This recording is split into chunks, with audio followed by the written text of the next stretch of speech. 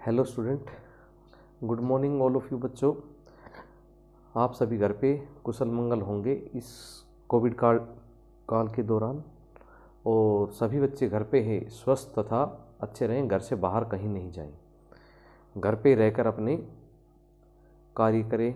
जितने भी आपका होमवर्क सभी टीचर्स के माध्यम से जो भी दिया जा रहा है, उम्मीद है कि आप सभी घर पे अच्छे से वर्क कर रहे होंगे। और हमारी भी कोशिश यही होती है कि हम जितना आपको बेहतर से बेहतर दे सकें, कक्षा का सा अनुभव किया जा सके कि हम जैसे कक्षा के अंदर ही बैठे हैं, इसी प्रकार से हम आपको क्लासेस ले रहे हैं। ये जो ऑनलाइन है या यूट्यूब के माध्यम से है, जो भी है। बच्चों, कल परसों जो आपकी पास मेरी जो वीडियो आई थी, उसके अंदर मैंने आपको खनिज तथा ऊर्जा के संसाधनों के बारे में बताया था। उससे आगे मैं कंटिन्यू करता हूँ, उससे आगे मैं आपको बताता हूँ। तो बच्चों, मैंने बताया था धात्विक तथा अधात्विक खनिजों के बारे में। धात्विक व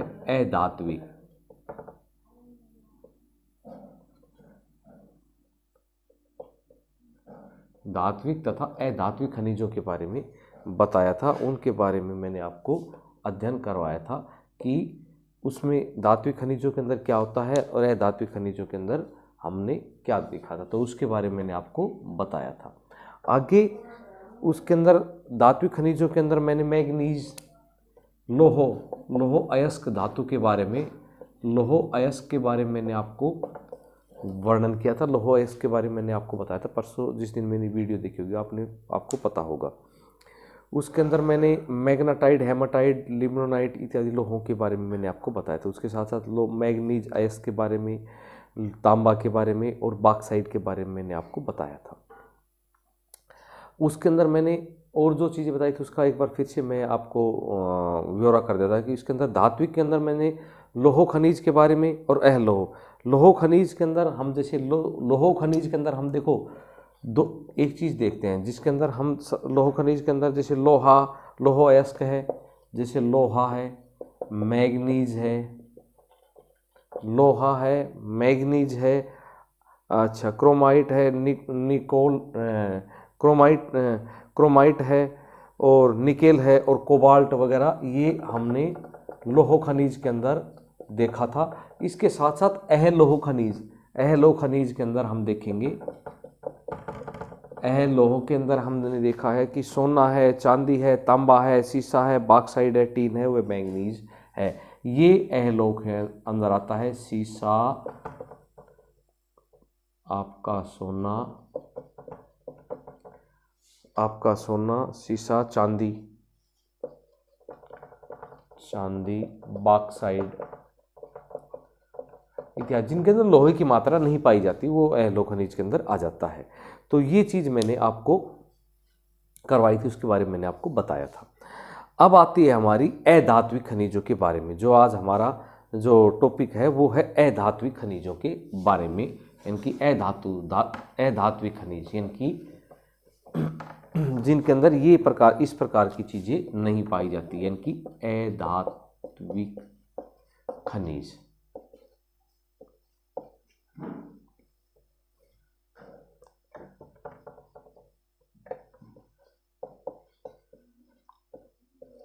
अधात्विक खनिजों के बारे में मैंने आपको बताया था कि अधात्विक खनिज क्या होती है।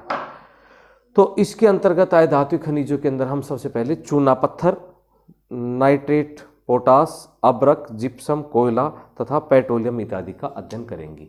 यानी कि हम सबसे पहले किसका अध्ययन करेंगे? चूना पत्थर, नाइट्रेट, पोटास, अब्रक, जिप्सम, कोयला इत्यादि का अध्ययन करेंगे।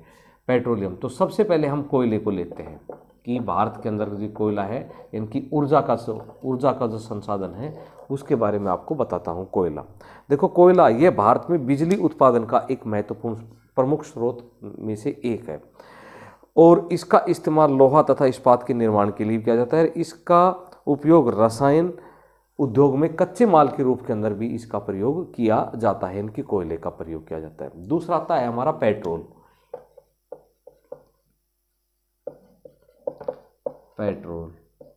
या पेट्रोलियम पदार्थ। तो पेट्रोलियम, यह भारत में बिजली उत्पादन का भी एक मुख्य स्रोत के रूप में इसका प्रयोग किया जाता है, पेट्रोलियम उत्पादन की। और इसमें इसका इस्तेमाल लोहा तथा इस्पात के निर्माण के लिए भी किया जाता है, और इसका उपयोग रासायन तथा कच्चे माल के रूप में, और हम जितने भी हमारे संसाधन हैं उन संसाधनों में पेट्रोलियम पदार्थों का हम प्रयोग करते हैं। तीसरा, इसी के अंदर अधात्विक खनिजों के अंदर जो ऊर्जा के संसाधन हैं उसके अंदर हम देखते हैं प्राकृतिक गैस।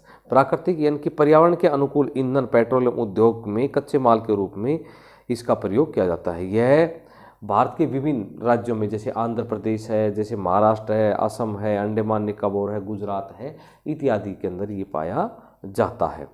तो ये भारत के अंदर इस प्रकार से मतलब कि ऊर्जा के संसाधनों में ये 3 परंपरागत संसाधन है। परंपरागत यानी कि परंपरागत संसाधन का मैंने जी परसों बताया था आपको।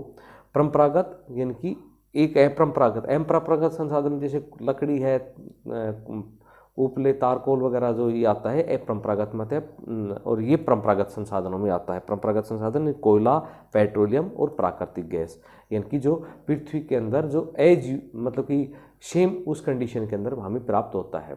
ठीक है, तो कोयले को हम 4 कैटेगरीज के अंदर बांटते हैं। इस कोयले, सबसे पहले कोयले के बारे में आपको बताता हूँ। कोयले को हम 4 कैटेगरीज के अंदर इसको बांटते हैं। पहला आता है एंथ्रासाइट, दूसरा आता है बिटुमस, तीसरा होता है लिग्नाइट और तीसरा होता है पीट कोयला। ठीक है, तो इनको 4 कैटेगरीज के अंदर हमने इसको डिवाइड कर दिया, 4 कैटेगरी में इसको हमने बांट दिया है। इसके बारे में मैं आपको और अभी डिटेल के अंदर बताऊंगा। अभी तो ये आता है हमारे ऊर्जा के परंपरागत संसाधनों में। अब आता है ऊर्जा के अपरंपरागत संसाधन। अपरंपरागत संसाधन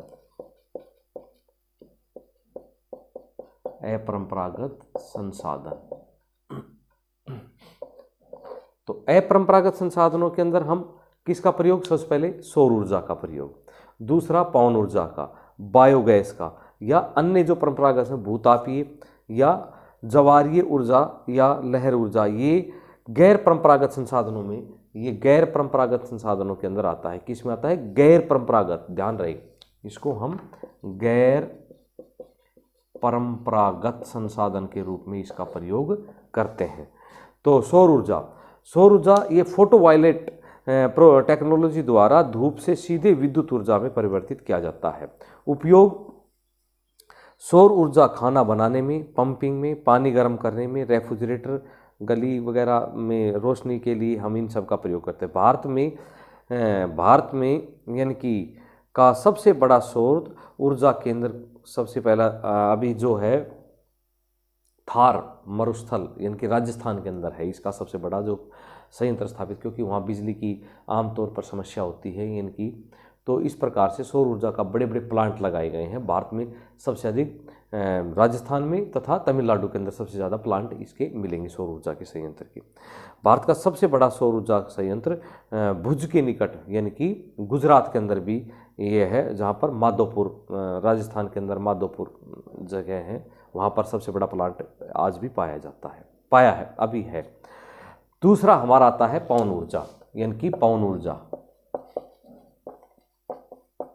ऊर्जा के संसाधनों के अंदर हम देखेंगे। पवन ऊर्जा के अंदर संसाधन में भारत के पास 20,000 मेगावाट पवन ऊर्जा की क्षमता है। संसाधन हम तैयार कर रहे हैं। इसका वितरण तमिलनाडु, आंध्र प्रदेश, कर्नाटक, केरल, गुजरात, महाराष्ट्र इत्यादि राज्यों के अंदर, उसके साथ साथ लक्षद्वीप और तथा दूसरे केंद्र शासित प्रदेशों में भी इसके संयंत्र स्थापित किए जा रहे हैं।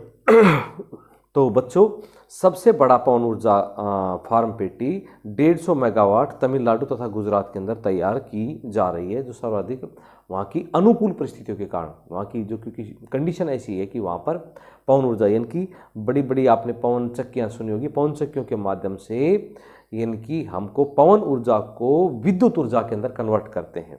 जैसे सौर ऊर्जा, सूर्य से प्राप्त होने वाली ऊर्जा को हम सीधा उस पर फोटोवायलेटिक क्रिया के माध्यम से हम उसको चेंज करते हैं, उसमें बदलाव करते हैं।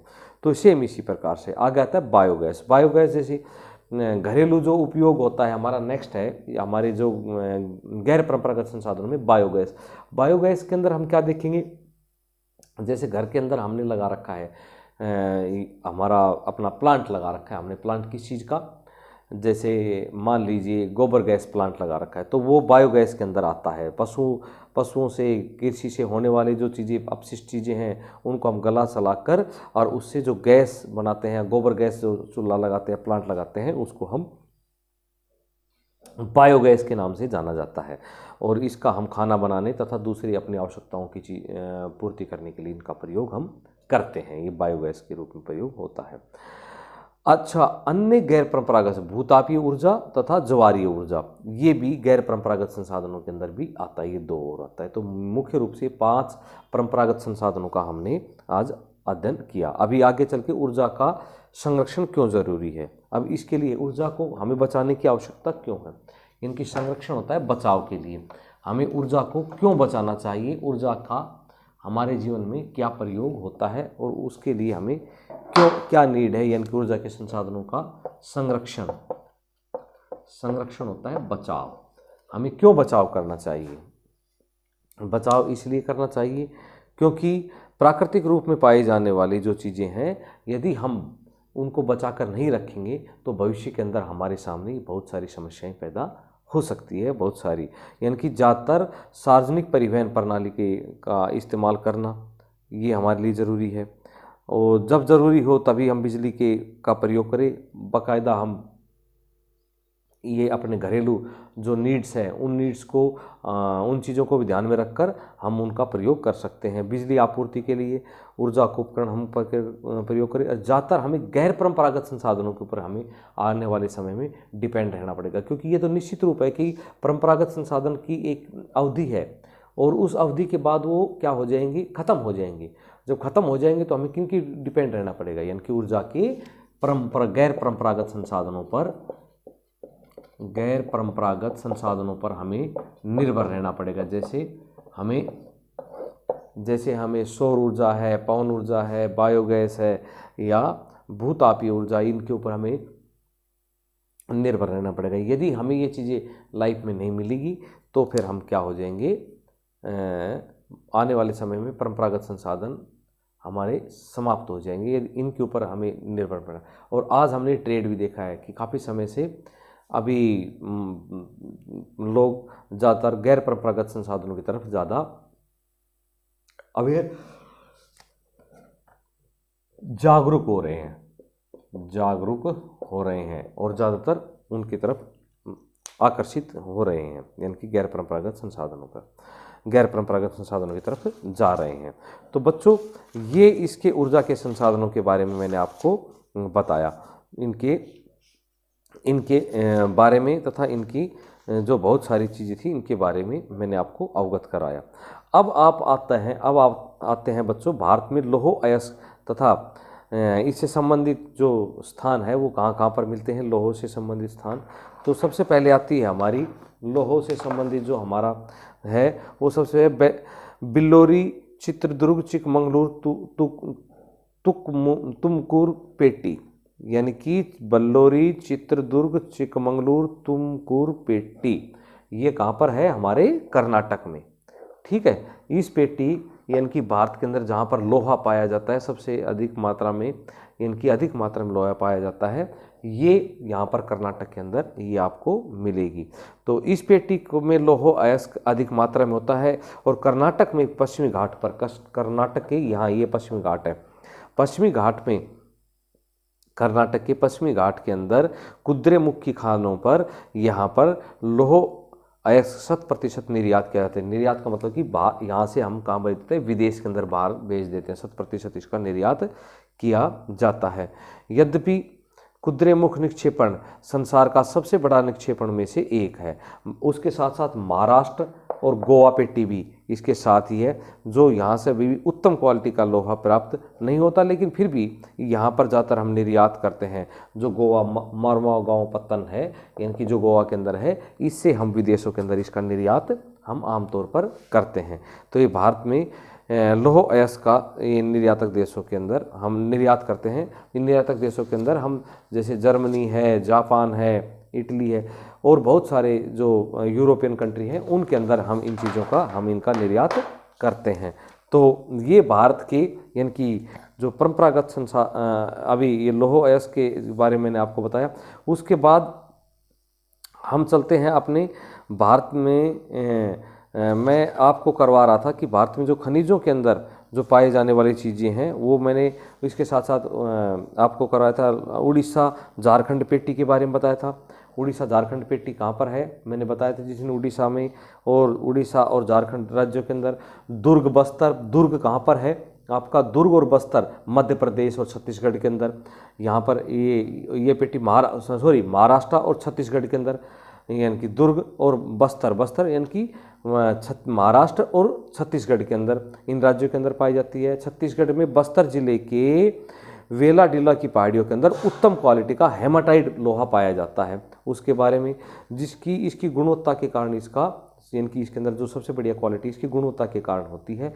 और इसका इस्पात सर्वोत्तम यानी कि सबसे उत्तम क्वालिटी का इसका इस्पात होता है, यानी कि ये भारत के अंदर सबसे बढ़िया क्वालिटी का इस्पात के रूप में इसका प्रयोग किया जाता है, यानी कि बढ़िया सबसे उत्तम क्वालिटी का इस्पात किया जाता है। अब एक आपको मैं डिफरेंट और बता देता हूँ इस चैप्टर का, फिर ये चैप्टर का आपका ख़त्म। उसके साथ साथ मैं आपको क्योंकि इसका पहले मैं वीडियो के अंदर भी ये सारी चीज़ें बता चुका। आगे है बायोगैस,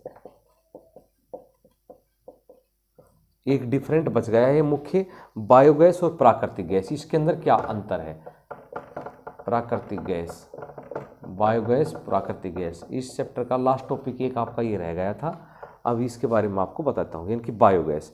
देखो, बायोगैस मानव निर्मित तथा ऊर्जा का संसाधन है। बायोगैस, बच्चों ने मेरे को कमेंट करके पूछा था सर ये क्या है, तो बायोगैस यानी कि बायोगैस मानव निर्मित ऊर्जा का संसाधन, जबकि प्राकृतिक गैस प्राकृतिक के अंदर यानी कि प्राकृतिक के अंदर एज यूजुअल मौजूद है। यानी कि हम जब प्राकृतिक पृथ्वी से निकालेंगे तो उसको बिल्कुल जैसे सीएनजी है, जैसे आपकी एलपीजी है, ठीक है, ये प्राकृतिक के अंदर एज यूजुअल मौजूद है, सीएनजी वगैरह, ठीक है। ये आगे प्राकृतिक गैस। और बायोगैस जैसे गोबर गैस प्लांट है, यानी कि इसे झाड़ी, कृषि तथा अपशिष्ट पशुओं के अपशिष्ट जो हमारे जो जानवर है उनका अपशिष्ट पदार्थ जो गोबर वगैरह होता है, उससे हम इस प्रकार की यानी कि बायोगैस तैयार करते हैं। इसे घरेलू उत्पादन किया जाता है और इसे कच्चे माल के रूप में प्रयोग किया जाता है, यानी कि हम प्राकृतिक गैस को कच्चे माल के रूप में इसका प्रयोग करते हैं। बायोगैस अब तक पशुओं के गोबर तथा कृषि से अपशिष्ट पशुओं के उनके कारण पैदा होता है। और ये जो सीएनजी है, सीएनजी जैसे कंप्रेस्ड नेचुरल गैस, हिंदी में कहते हैं संपीड़ित प्राकृतिक गैस, संपीड़ित प्राकृतिक गैस, तो इसको हम पर्यावरण के अनुकूल मानते हैं और ईंधन के रूप में इसका आजकल सीएनजी का प्रयोग बहुत ज़्यादा हो रहा है, बहुत ज़्यादा चल रहा है आजकल, गाड़ियाँ वगैरह सभी के अंदर सीएनजी का प्रयोग किया जाता है। सीएनजी का प्रयोग निरंतर रूप से दिन प्रतिदिन बढ़ता जा रहा है। तो ये डिफरेंट मैंने आपको एक बता दिया। अब इसके कुछ क्वेश्चन मैं आपको बता रहा हूँ, कोशिश करना, वो करने की कोशिश करना। मैं 3-4 क्वेश्चन आपको लिखवा रहा हूँ, उन क्वेश्चनों को आप कोशिश करना कि आप ज़्यादातर इसके अंदर आप कर लें। एक लोह तथा अलोह में अंतर, पहला प्रश्न है लोह तथा, पहला क्वेश्चन लोह तथा अलोह में अंतर। दूसरा प्रश्न, ये 3 प्रश्न मैं आपको दे रहा हूँ, तीनों प्रश्न आप करके देखना। दूसरा है हमारा कि भारत में पाए जाने वाले लौह अयस्क, भारत में पाए जाने वाले कोयले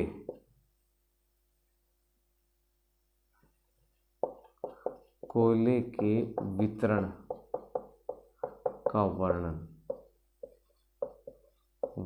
करें, भारत में पाए जाने। और प्रश्न तीसरा है तांबा उत्पादक राज्यों के नाम, तांबा उत्पादन राज्यों के नाम, तांबा उत्पादन राज्यों के नाम। ये 3 प्रश्न आपने करने हैं।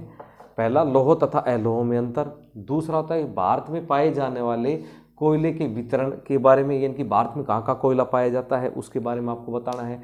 तांबा उत्पादक राज्य आपको पता है, मैंने थोड़ा बता दिया था, आपको हिंट दे देता हूँ, हमारा पड़ोसी राज्य है, ठीक है। एक तो बता देता हूँ राजस्थान, खेतड़ी, मैंने पहले वीडियो में बताया था। और कौन कौन से राज्यों के अंदर पाया जाता है उनके बारे में आपको बताना है, ठीक है। और इसके बारे में लिख के, और फिर यदि कोई डाउट हो तो आप मुझसे इसके डायरेक्ट आप फ़ोन करके या वैसे आप मैसेज करके आप मुझे पूछ सकते हो कि कहाँ कहाँ पर इसका पाया जाता है। यदि आप क्लियर नहीं हो तो, यदि क्लियर हो तो कोई इसमें संशय नहीं है, आप कर ही पाओगे। तो लोहो अलोह में अंतर, भारत में पाए जाने वाले कोयले का वितरण और तांबे का, ये तीनों आपने अपनी नोटबुक के अंदर नोट कर करना है।